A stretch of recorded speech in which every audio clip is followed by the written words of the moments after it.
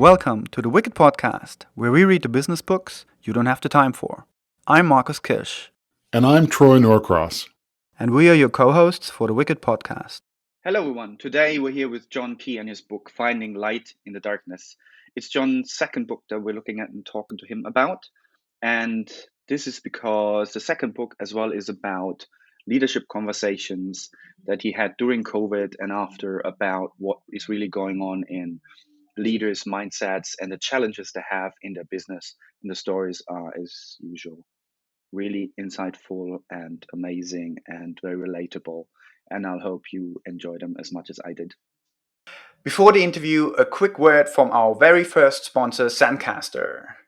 We use Zencaster for all our audio and video recording, and it's a very nifty tool that splits up all the channels for very easy editing. Zencaster is used by 10% of all active podcasts.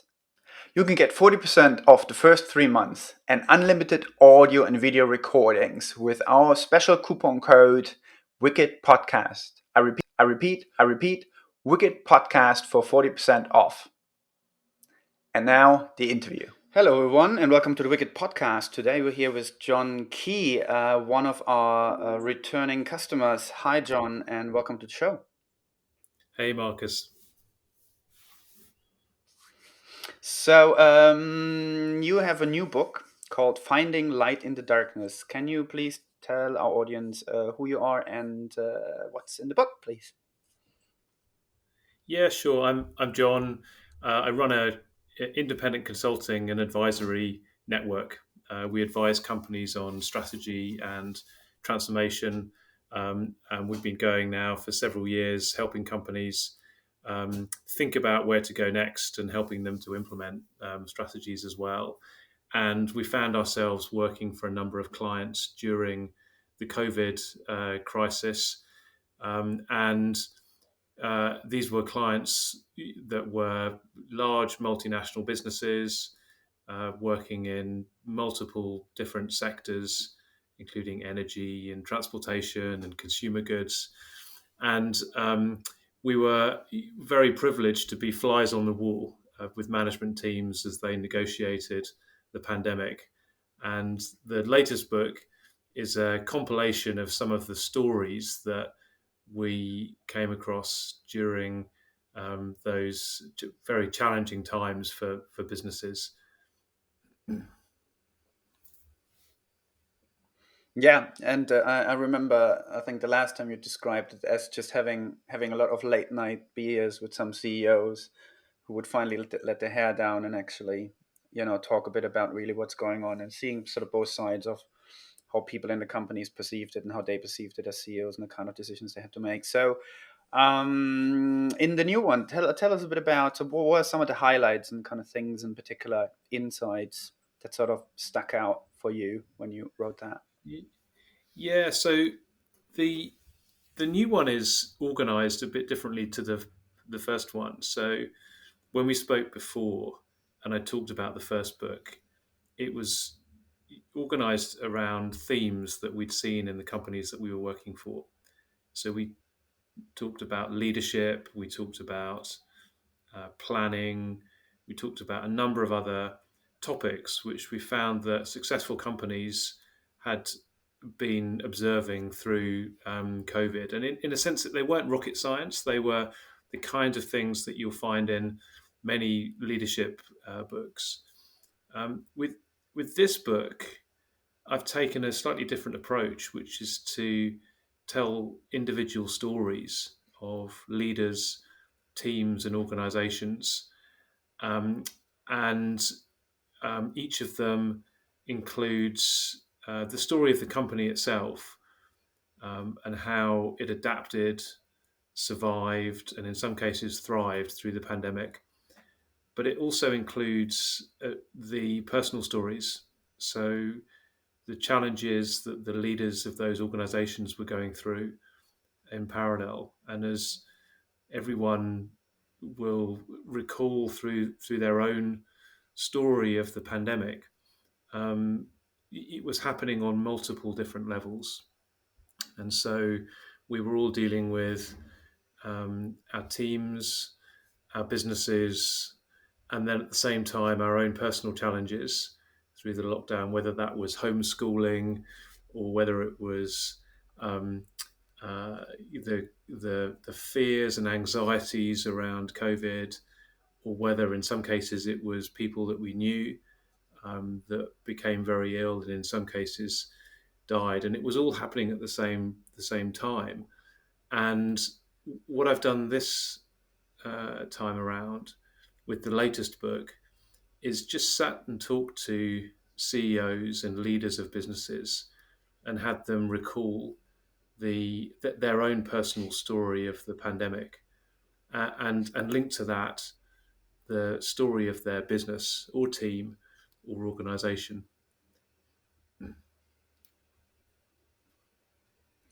So, do you have any particular sort of favorite story, and why it would be sort of your favorite story if you could pick one?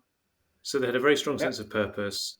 Then some of the other things that again I identified in my first book around planning, motivation, team building, collaboration were all there in the charity, and almost on even more so than they would have been before the pandemic started. And that's true of all the other stories in the book. So if I were to pick um, another one, and this is a much smaller business in the book, and we found as we were capturing these stories that the most interesting ones, the ones where businesses, teams, organizations had adapted the most and had had to really pivot in order to survive, tended to be the smaller companies, and therefore they were the more interesting stories.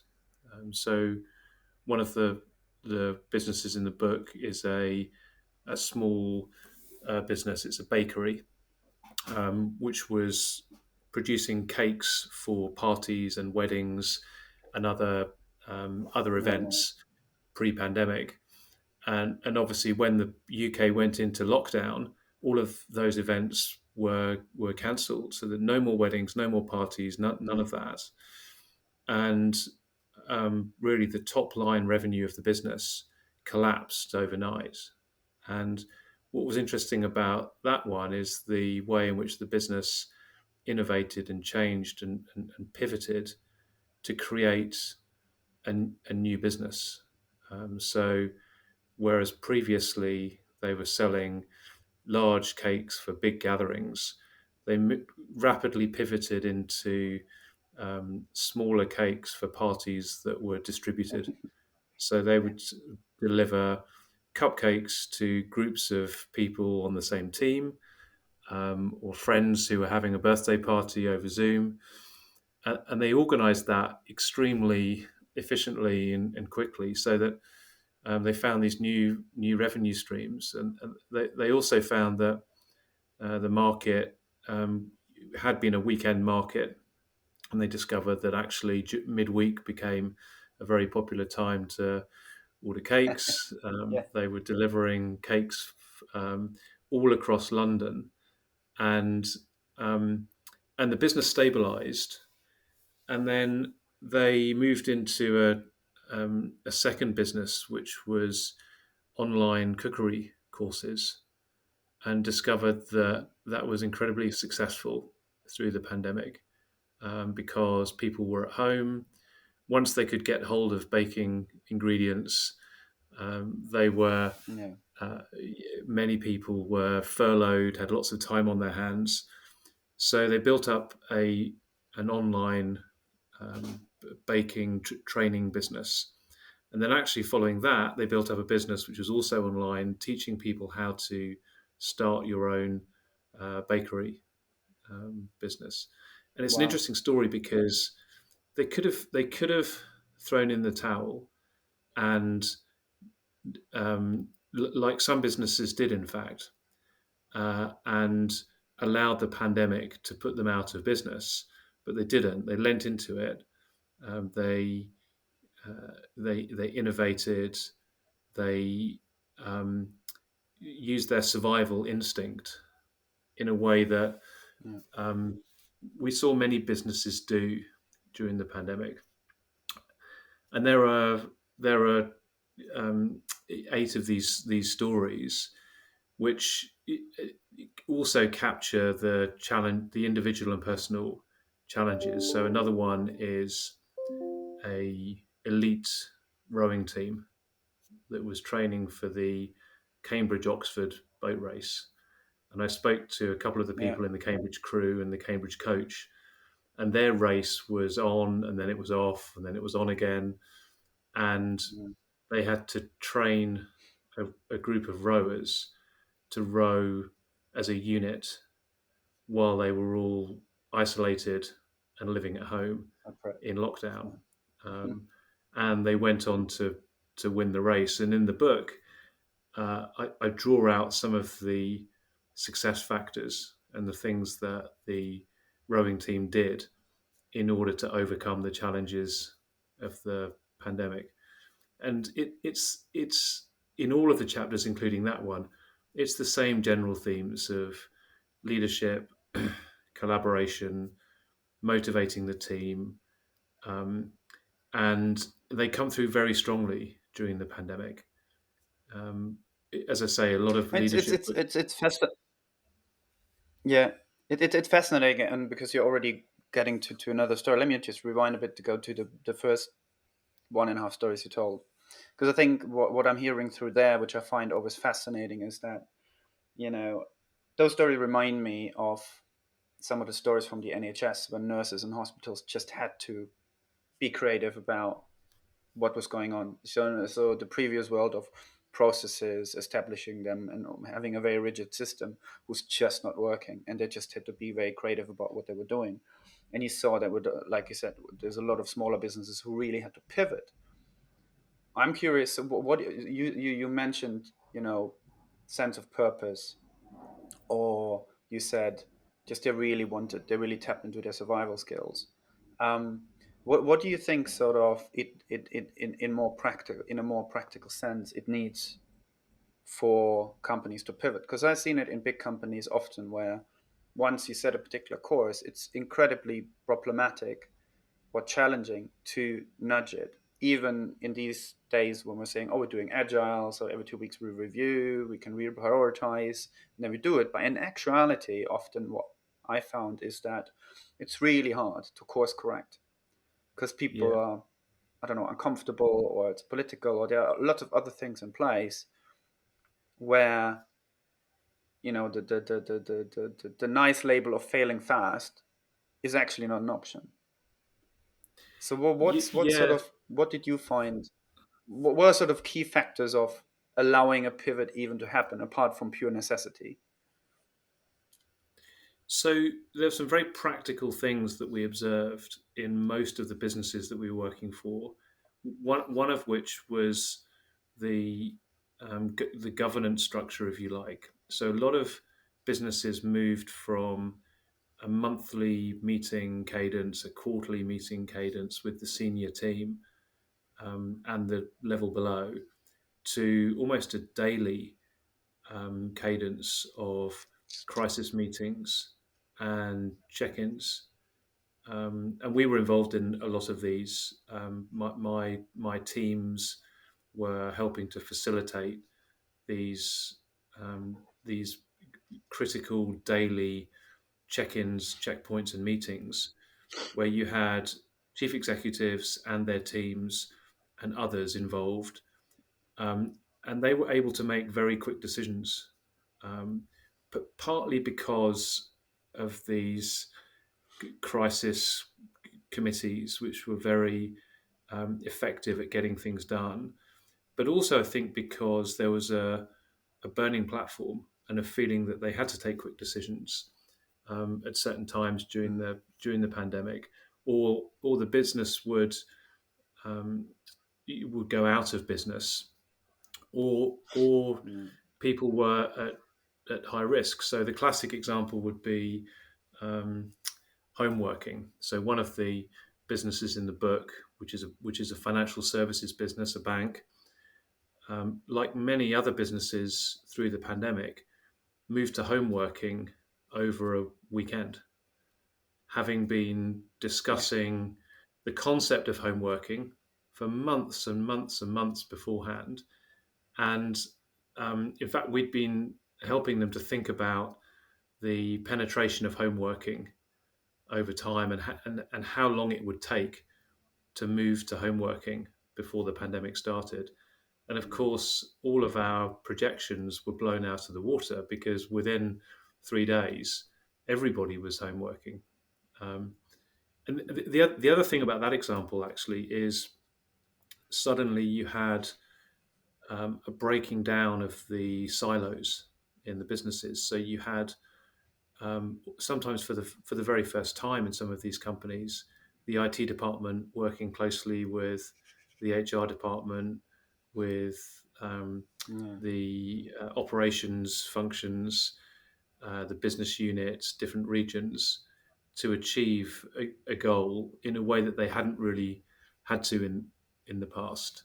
And um, the job descriptions, the job titles went out of the window, and people Yeah. worked together in a way that they hadn't done for some time. So in a couple of the businesses that I write about, it was the IT department that suddenly were the heroes, and in a couple of these businesses, had been the villains in the lead up to the pandemic. Everyone loved to blame the IT department for everything, but then they came into their own, and it was a time, I think, for the businesses we worked with, for people to step up to the plate and to contribute to the survival of their business in a way that they hadn't really had to before. We also saw decision making structures flatten. So suddenly you had senior people and their reports, and some junior and frontline people working together in a way that they hadn't done before. And there was a feeling that everybody was in it together, if you like. Mm.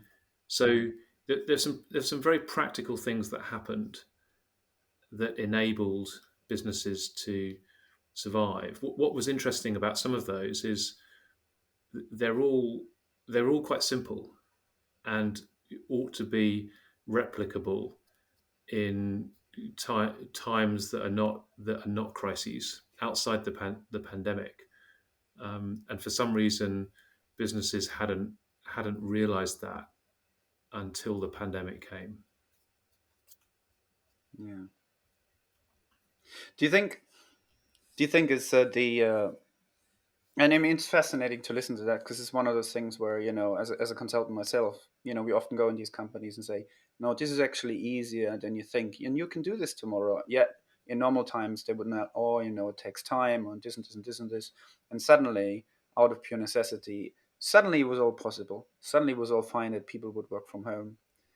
And there was a lot of preconceptions that just seemed to disappear.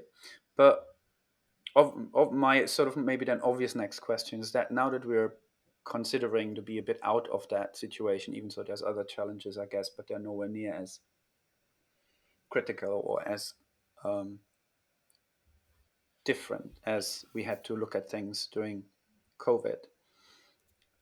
Have you seen many companies then sticking to that? Because some of the things I hear there, when you say the hierarchy levels and the governance levels flattened, for me, often I've seen a lot of extra management layers in companies that I find just inhibiting rather than really creating extra value on top.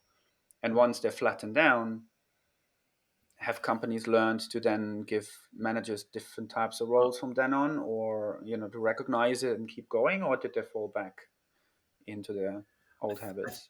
I think it's mixed. So to take the optimistic and positive side, in Yeah. answering that question, a number of the businesses we've worked with have maintained these decision making structures, and have continued to use them post pandemic.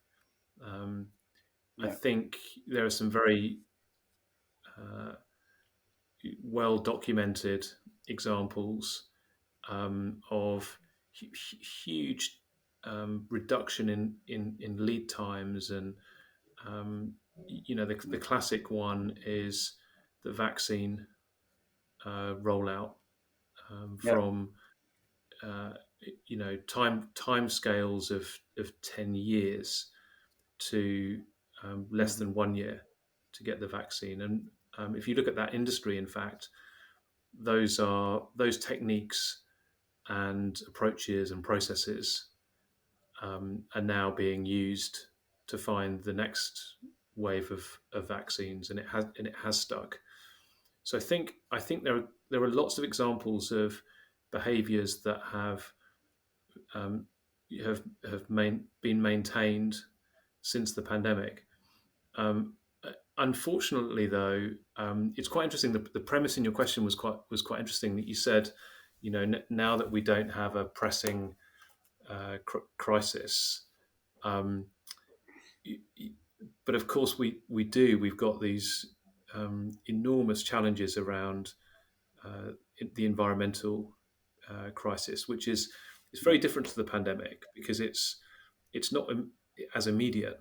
With the pandemic, it was an incredibly urgent and immediate and terrifying event that hit all of us, and it was the timeframes around solving the pandemic issues were so short that human nature it, it tends to be extremely reactive, and so we dealt with that crisis it was because it was so immediate.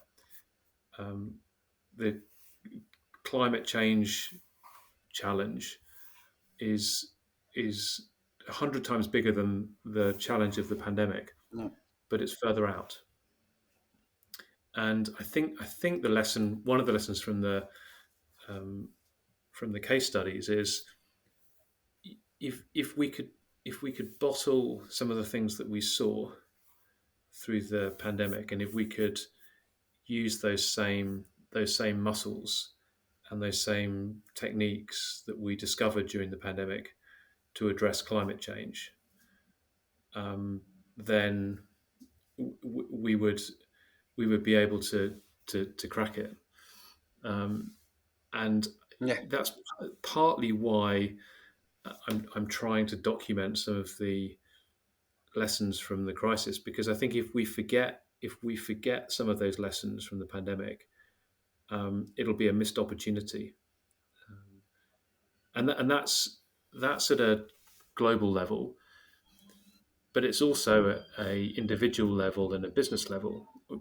All businesses, and many of the ones that I'm now working with, have their own net zero targets and climate related challenges, and really need to get on with dealing with those. And yet they don't have the same level of urgency as they've all been very recently displaying through the pandemic. So I think the answer to your question is yes, we've learned, and there are some things which have stuck. Lots of things actually. So take home working for example. Um, we've all now realised that we can work effectively and productively from home, and most people have moved to some kind of hybrid model where they're able to do that, which is a huge learning from the pandemic.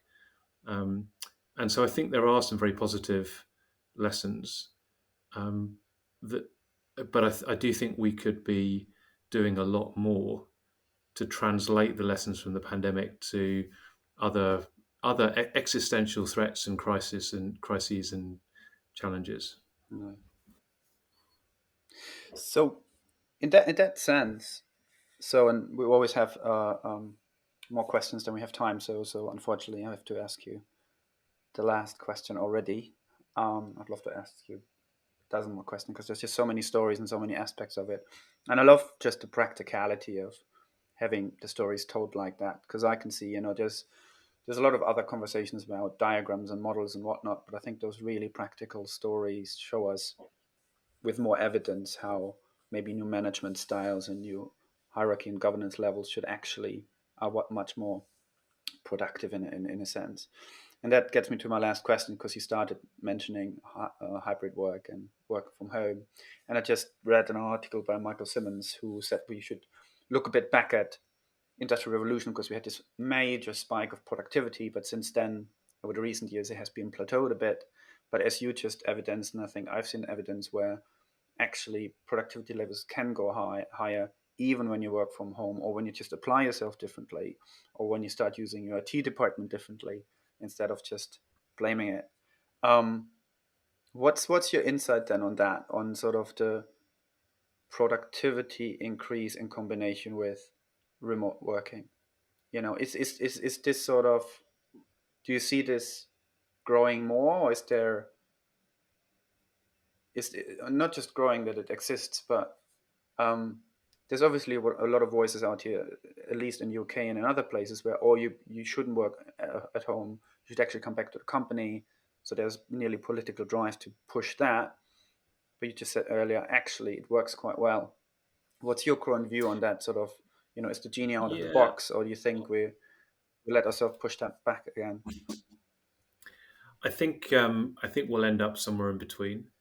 Um, we've some of us have experienced a 100% home working environment, and obviously not everyone is able to do that.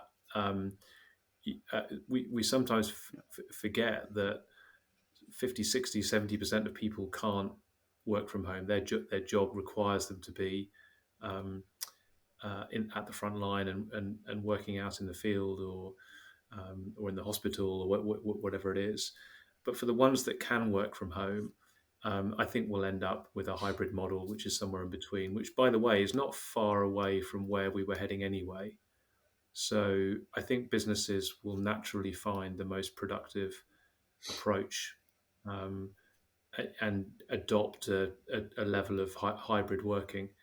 I think what I would say, though, is that whether it's hybrid working, or the decision making processes that I talked about before, or some of the other observations during the pandemic, there was one overriding um, lesson, which was that people are, are at their most productive when they're motivated, energized, they have a sense of purpose, and they're and the it and it's much more about the attitude of a team or an organization, and their desire to deliver, to win, in the pandemic, to survive.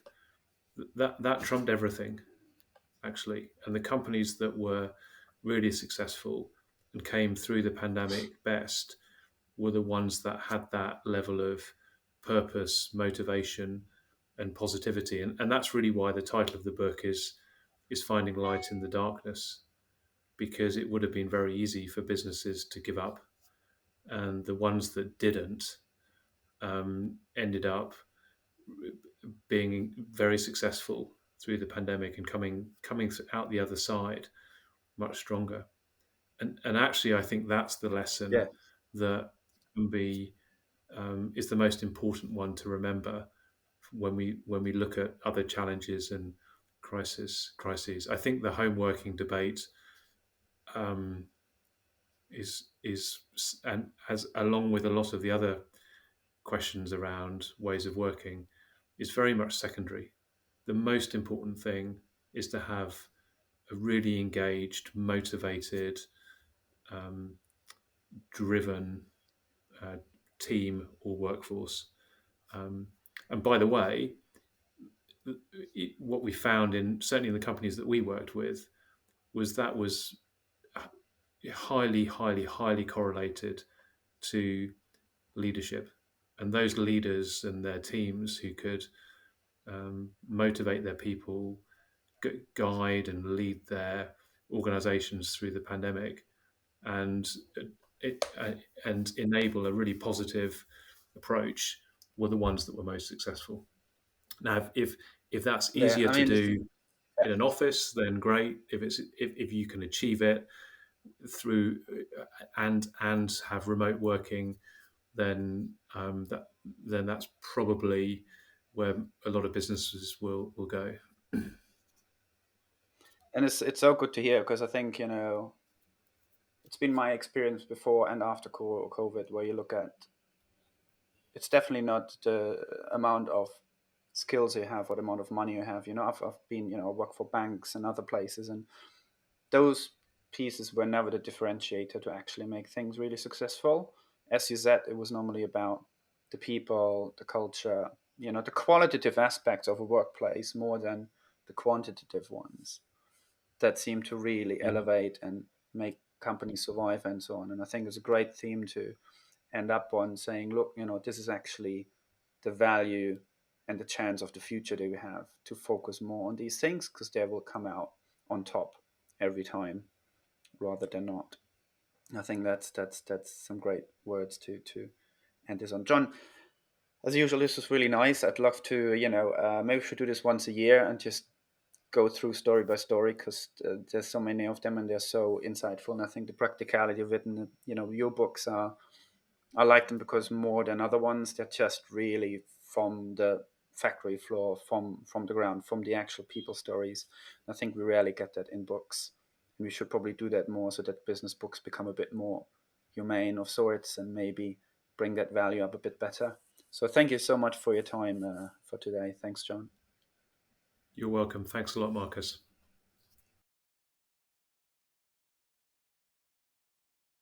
You've been listening to The Wicked Podcast with co-host Marcus Kirsch and me, Troy Norcross. Please subscribe on Podomatic, iTunes, or Spotify. You can find all relevant links in the show notes. Please tell us your thoughts in the comment section, and let us know about any books for future episodes. You can also get in touch with us directly on Twitter on @WickedandBeyond or @Troy_Norcross. Also, learn more about the Wicked Company book and the Wicked Company project at wickedcompany.com.